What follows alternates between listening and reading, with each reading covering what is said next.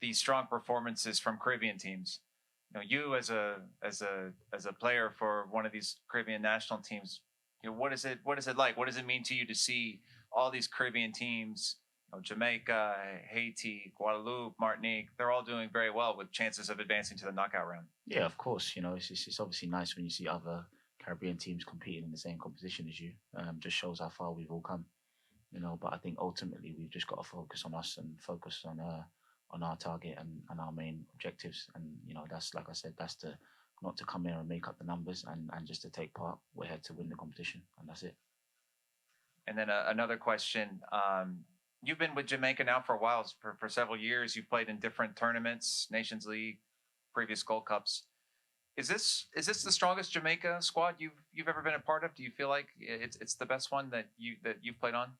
Um, I'm not someone to judge squads. To be fair, you know, whatever squad gets picked at the end of the day will be the strongest squad that's available.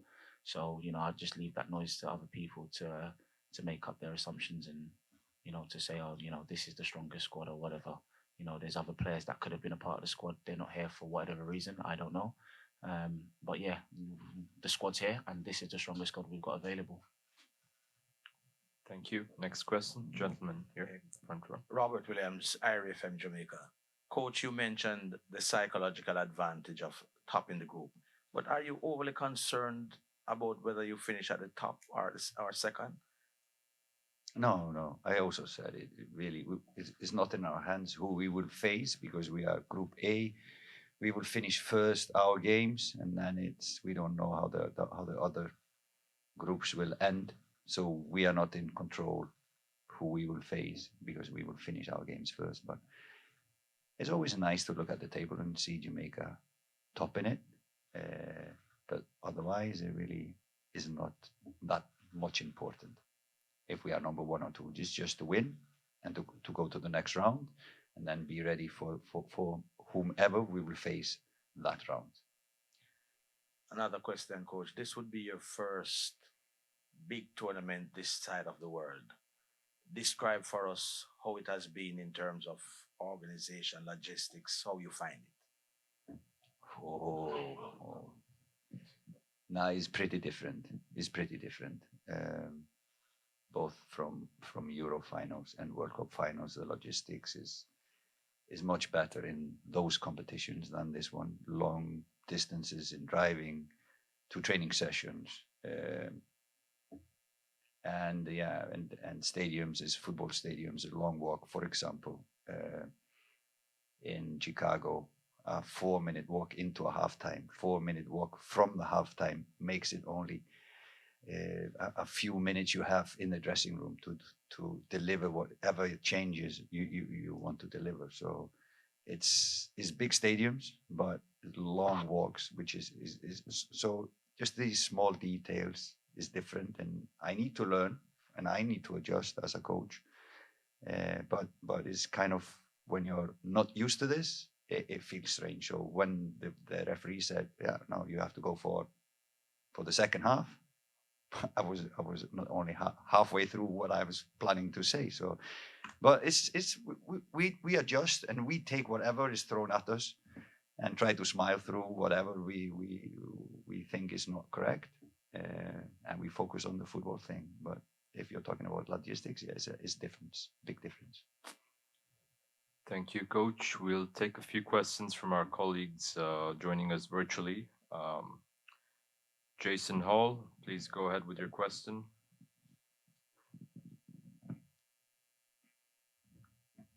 Yes, good afternoon, Coach. And Daniel.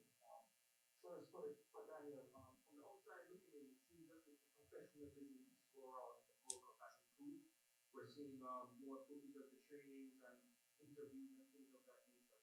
As someone who has been a part of a few camps before, is this anything that has been noticed inside the camp as well? Yeah, of course. You know, like you said, people on the outside are noticing, you know, a lot of changes. But we're not here to focus on that. You know what I mean? We're just here to focus on the football side of things, you know, and to try and, you know, gel as well as we can, put some good performances together and, you know, go out there and get the win every single time. That's all we're focused on, really. the other part of it, you know, it's obviously nice to see, and I'm sure it's obviously nice for, you know, the people on the outside to see as well. But it's not really something that we're focused on. Thank you, Daniel. Next question, Norando Brown. Hello, coach. This question is for you, Miranda, here from Halftime TV. We've seen the first two games of the Gold Cup so far. You made three changes to the back four. The rest of the team they remain the same. Do you say you've nailed down the perfect four, the ideal four for the rest of the tournament? Can you repeat? The game against United and the game against Trinidad, you made a few changes to the back four. So Damien Lou was the only stable or the only remover from the dressing team. Have you now come up with the ideal back four for the rest of the games in the tournament?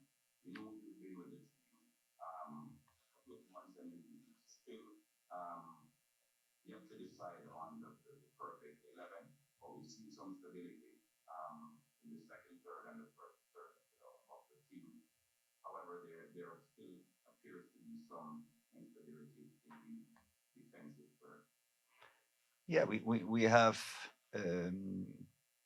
pretty equal players at the back, so it's not a big difference in these players quality wise.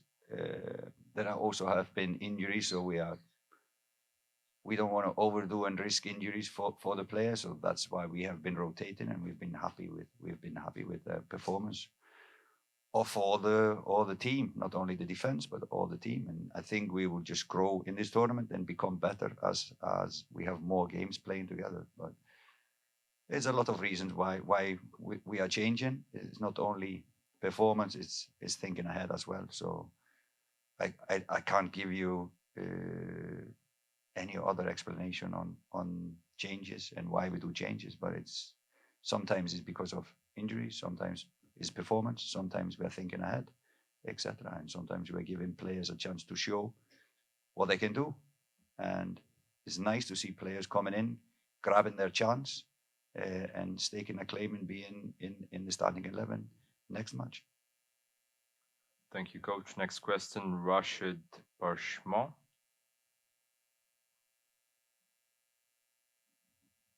Yes, good afternoon, coach. Daniel, Rashid Parchment here from Jamaica. So, if you are to top the group, it's likely you're gonna have to over the US, and it's probably gonna come down to the group that's like the US might be Trinidad.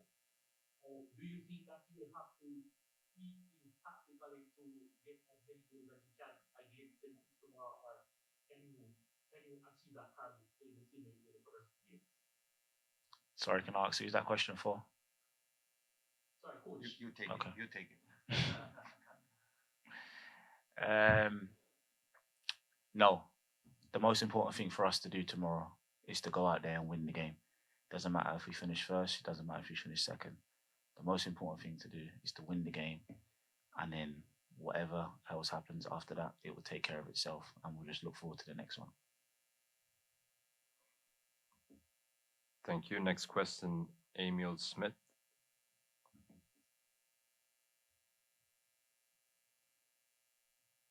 Yes, good afternoon, Coach and Daniel. Question for both of you. I would like you to talk to us about the involvement and impact of Ultimate Butler to this squad from a coaching perspective and from Daniel a player's perspective. His involvement in this World Cup journey, and can we expect more past Ready Boys players having a role in the team going forward? Yeah, if I can start with from the coach's perspective, it was a wish of mine to try to include the past Jamaican national players more to what we are doing. Number one, because we are tapping into a wealth of experience, getting them in, a lot of knowledge about coaching, about Jamaican football, about the past, so we can learn also from the past. And I think it is also connecting the past player to the current players. I think that is a good thing. I think it hasn't been enough of this, inviting them to come if they want to come. It's not like it's an open door. We like to have that under control. There's a lot of past players available for Jamaica, but for example, a lot of coaches, former national team players, are coaches in the US, and they can assist us, help us, but most of all, they give good vibe. And Freddie Butler is a fantastic guy. To have him and the guys with him with us, just to give positivity within the group, was really, really nice. And we are going to continue to try to do that, not only in the Gold Cup, but in the future as well. For the players' perspective. Yeah, obviously, just to kind of repeat what Coach said, it's obviously nice to, have previous past players, in and around the squad, just to even just, talk about like the history of Jamaica. Obviously, there's probably a few players already in the squad that will know, but then there's obviously some that probably wouldn't know, so even just to have a conversation with them, 10-15 minute conversation, and you never know, you might, you could learn something new. So yeah, I think it's a real positive that, we've got someone like that, and hopefully, in the future we can have more people like that, to come on this journey with us, just to highlight, the history and everything that Jamaica's about. But we always have maps. Well, yeah, true. That's true. Thank you. Jason Hall, did you have another question? Go ahead, please. Yes, thank you. Jason Hall from Lima. And coach, I had one for you. I heard you say earlier that the aim is to basically get out of the group, right? Now, in order to do so, I know you had mentioned earlier in the tournament that it is a tournament football, and we have to be mindful of not putting too much minutes on each of the players' legs. So with that being said, can we expect to see more changes in the third last group stage match? Yeah, you can expect everything or anything, but I'm not going to tell you here. Thank you. Arch. To wrap it off, Arch, go ahead. Another one. Mike here, please.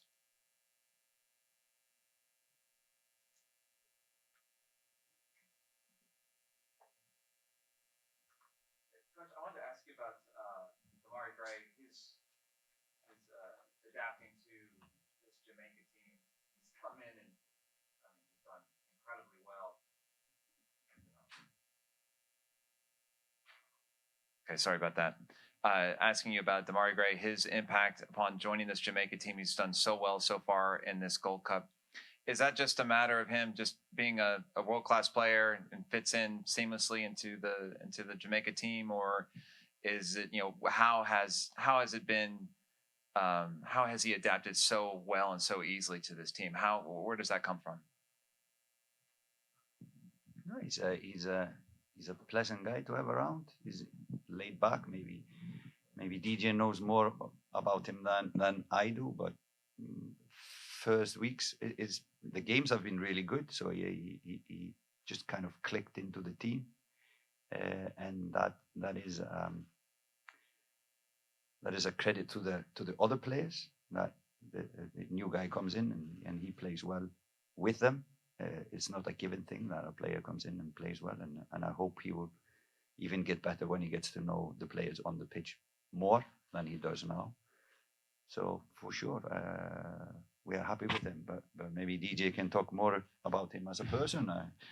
I don't know that much about him, so we have been thinking about the team in general, so we're not focusing much on the individuals. Now we have some more time to sit down with the individuals, but it has been for our coaches mostly about the team and how the team will work together, but individually.